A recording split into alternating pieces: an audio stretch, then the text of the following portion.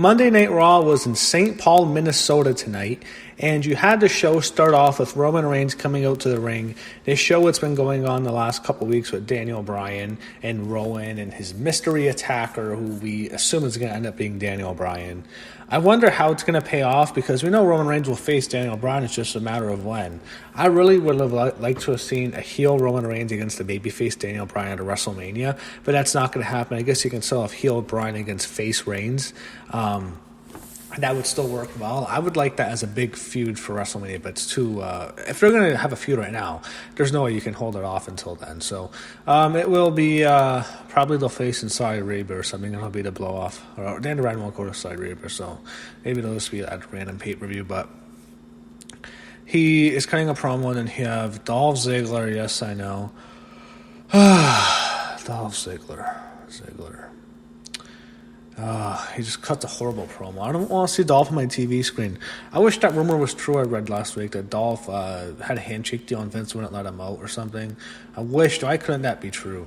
Anyway, he had Dolph hit Roman with the kick, and he had Reigns and Ziggler. I wonder who's going to win. A match with Roman Reigns and Dolph Ziggler. Who the hell is going to win this match? I wonder who. Obviously, Roman Reigns wins. And they go backstage, then they go to the announcer's booth, and you had Michael and Renee talk about Sasha Banks, and you had Jerry Lawler doing the King's Court tonight on the show. He was on commentary first, so they show a video package of what happened last week with Sasha Banks. Then they show a promo with Becky Lynch, and she says Sasha beat her stupid last week with a chair, but Becky says that people ask her why is she calling out the locker room. Becky says she is looking forward to Sasha's answers, and she wants to fight everyone at their best. She says Sasha's at her best, and Sasha ran away crying from WWE 4 months ago, which is true.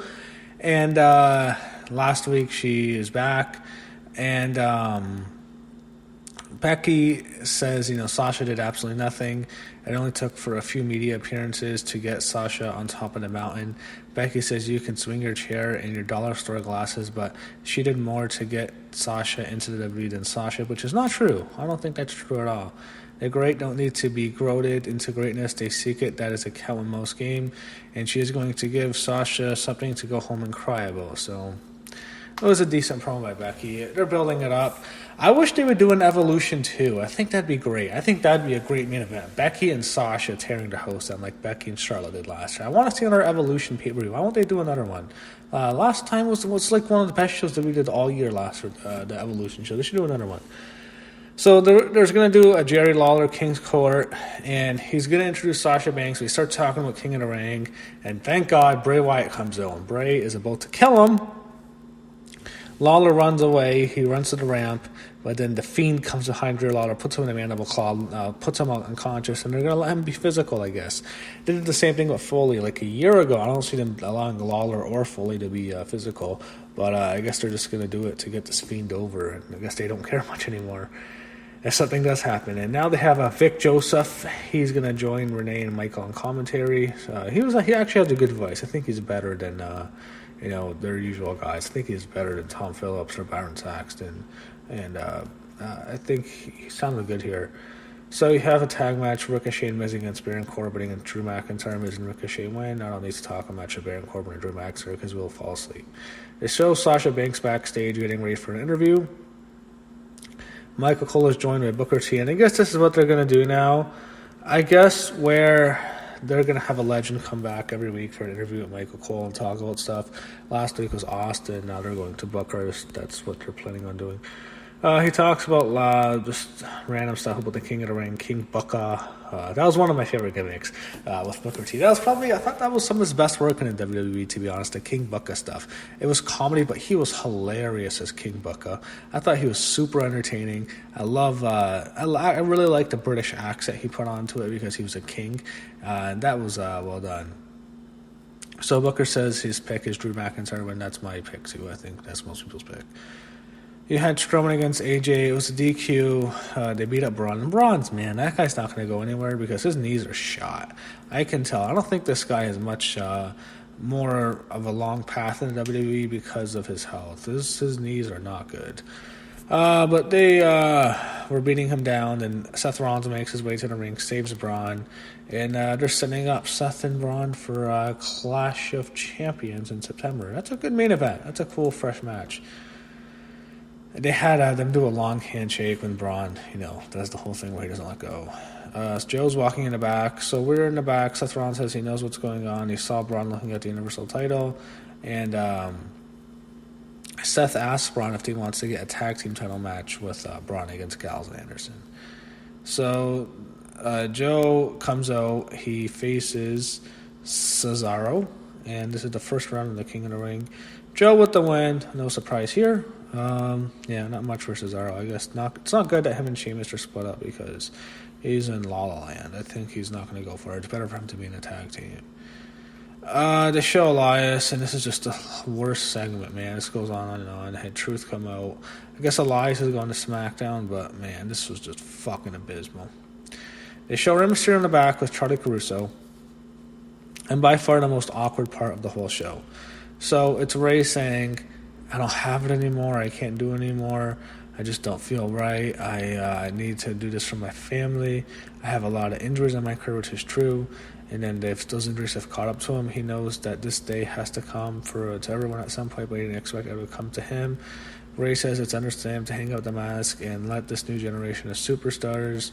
And Ray is about to take his mask, but then all of a sudden his son Dominic comes, and he talks about what Ray said to him. Dominic says he wants to be able to tell his children he got he got to tag with their grandfather.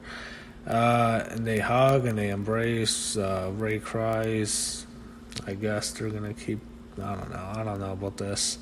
I was not a big fan of this segment. So they have Xavier Woods and Big E against Revival. Goes on for a while. He had Randy Orton come out with an RKO. It's a DQ. Then Kofi comes to the ring. He leaps into the ring funny. It was a cool way to leap in the ring. He attacks Randy.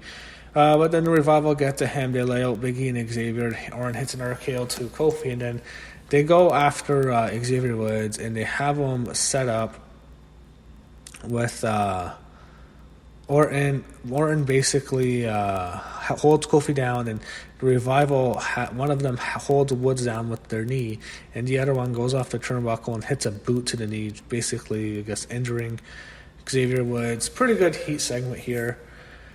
To get heat on them. So finally we get Sasha Banks. I've been waiting for this for a while. We get to see her explanation. She's interviewed by Michael Cole while she's on the Titantron, and Cole does an interview from the booth. He asks her to explain her actions, and Sasha says it's been a crazy and emotional week for her. She says she looked in the mirror and told herself, blue is your color. It's all over social media. That's your new hair color. Blue is her new color. And she says she looks good, and yeah, she does look really good. I gotta give her credit. She's been looking great. I like the black hair better, Sasha. I wish she would keep that. I saw her on Instagram. The black hair is way better. I like that a lot. But she's going up blue. And Cole finally asks her to explain to her your attack on Natalya, and Sasha just tells Cole, you're welcome, and leaves. So that's it. So Sasha looking really good. And speaking of looking really good, you had Alexa Bliss come out with Nikki Cross. Nikki comes out first, and Alexa just looks great tonight, as she always does. Man, Alexa is just, wow. She has it. Sometimes, I mean, she's always good looking, but there's just some nights, man, when she knows it. You can tell by her confidence, the way she walks in the ring. She knows she looks good. And of course, you're against Mandy Rose, Mandy Rose smoking hot. With Sonya Deville, I guess that whole Sonya Deville, Mandy Rose lesbian storylines just dropped now. I guess they were considering doing it. Maybe they go back to it, but you can kind of tell. It's strange the way they enter the ring together, the way Sonya grabs Mandy from behind. I'm sure she'd like to do that in real life, but I don't know. They kind of tease something, but I don't think they're going to go that direction. I don't think they're just that invested to do a story like that. I would not have a problem with it. I don't think anyone would really care or would be against it. But I think that might have been on the table. I think they probably dropped that. Anyway, you have a tag match, Alexa Nikki against Sonya Mandy. Goes on for a while. No commercials. Alexa in the ring for a while with Nikki on the apron, so it's a lot of Alexa against Mandy, which is a fresh matchup. And then Mandy gets injured. She goes to the outside. She gets taken on the match. Sonya's in the ring and ends up with Nikki Cross hitting a swinging neck breaker on Sonya Deville to pin her. So Alexa and Nikki with the win. Champs retain, and we'll see what's next for them. I don't really see them like going far as a tag team. I don't think they have any chemistry, but they're really trying to push them. They show Seth and Braun backstage. They're talking about their strategy. Braun is staring at the belt. They don't care about the tag titles. Not too many people do anyway, so it's not a big deal. Cedric Alexander will face Sami Zayn next. Sami comes out, cut the promo. Let's go to AEW, man. I don't see much for Sami here. The match was fine. It was okay. Alexander gets the win. They're really going to push this guy, which is cool. I'm happy they're pushing Cedric Alexander, but he has to face the winner of The Miz against Baron Corbin, so I assume he's going to lose to Baron Corbin in the second round. But it's cool that they're giving Alexander something. He has a lot of talent. We'll see how far he goes. They show Street Profits in the back. I don't see what they're doing. Like, why? Like, what's the point of calling these guys up? Let them just come out and wrestle and be on the main roster and be in front of the live crowd. I don't get this whole backstage stuff with the Street Profits. Why not just put them on TV as everyone else, like everyone else does, normal wrestlers, instead of just being these backstage guys? And they're champions. Like, you want to see champions wrestle. They're the NXT champions. I was actually surprised they even beat the Undisputed Era at the last TakeOver. I thought they were going to lose the belts because they're on the main roster now. Anyway, we see Gallows and Anderson with AJ backstage talking about their match. They show Natalya backstage. She is in a sling, and she didn't come from just come from the WWE doctor. It's been 1 week since she bared her soul to the WWE Universe. Between preparing for her match at Becky Lynch and the anniversary of her father's passing, she expected an emotional week. She did not expect Sasha Banks. Sasha was her friend, and that is why she cannot wrap her hair and why Sasha would do what she did last week. We see Sasha attack Natalya again. Then she comes out. Sasha is vicious now. She kicks the injured arm and tells Natalya to go to hell and tell your daddy Sasha says hi. Yeah. Wow. So they really want to get Sasha over as a bitch heel. Like, go to hell and tell your daddy Sasha says hi. Yeah. Yeah, they're really trying with Sasha. We'll see if it works. So main event. Man, that's cold. You have AJ and Braun challenging for the titles against Gallows and Anderson. It goes on for a while. You had AJ Styles trying to interfere, but Rollins hits a blackout. Braun Strowman covers Carl Anderson for the 3 count. You have new champions, Seth Rollins and Braun Strowman, their new Raw Tag Team Champions. A big surprise. I hate this. I hate when they do this. They've done this on so many occasions where they're setting a big match at 2 main event guys, 2 top guys. You have Braun and Seth, 2 of the 3 top guys on Raw right now, with Roman, who's still the biggest. But those are probably 2 and 3, really. They're the champs. They do this a lot. They have guys who are in the main event, going to have a big match, and they give them titles. Before WrestleMania 23, they had Shawn Cena, Shawn Michaels main event. They gave them the titles, the tag team titles, for absolutely no reason. They did the same thing a year later, I think, with John Cena and Batista. They do this for no reason. They just give guys championship belts when they don't need it. You don't need to give these guys the Raw titles. They'll probably lose it in a couple weeks anyway, back to Gallows and Anderson, but this is unnecessary. But Seth and Braun, their new champions, they set up their match for Clash of Champions, and that's how Raw ended. So it was a decent show this week, not bad. Heyman, I think, is doing the best he can. I think he's doing the best out of a tough situation. And we'll see how WWE continues to progress. The summer's almost over. We're getting into fall season. This is not a fall wrestling season that's kind of boring. It's usually they don't do anything because they're competing at so well. This is going to be a big one because it's SmackDown on Fox. They're trying to do more at Raw. They want Raw ratings up. So I think this is going to be a bigger fall than as usual. So that was it. That was Raw. Pretty decent show in my opinion.